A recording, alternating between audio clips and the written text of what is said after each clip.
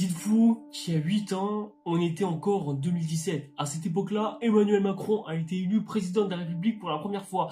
Et aujourd'hui, qui est-ce qu'il regrette après avoir voté ce dernier? Mais pour rester sur un minimum de légèreté, on a quand même aussi eu du bon en cette année 2017, dans tous les domaines de la pop culture que ce soit. Bon déjà, niveau musique, en termes de rap français, on a été hyper prolifique avec du Orelsan, du Niro et du Damso et même du Nino qui te proposaient leurs meilleurs albums de leur carrière. T'avais même Booba qui assoyait son propre trône pour essayer d'imposer sa suprématie une bonne fois pour toutes dans le domaine du rap français. T'avais Zelda, Breath of the Wild qui était sorti cette année-là et qui en plus de ça sortait avec la Switch en même temps que Assassin's Creed Origins était en train de se faire défoncer par ce dernier dans toutes les qualités que ce soit. T'avais aussi Mario Odyssey et Pokémon Soleil et nul. Enfin, Ultra Soleil et Ultra nul. C'était nul. Voilà.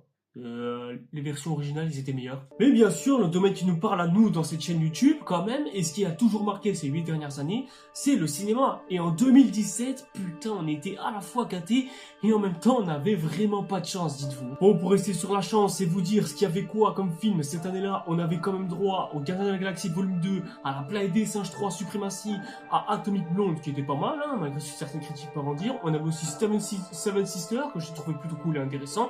Et surtout, t'avais aussi Logan et Blade Runner 2049, deux des meilleurs films de cette année-là, même encore aujourd'hui, surtout pour Logan qui est à ce jour le meilleur film Marvel qui est sorti de tous les temps. Ouais, de tous les temps les gars, j'abuse même pas, même encore aujourd'hui.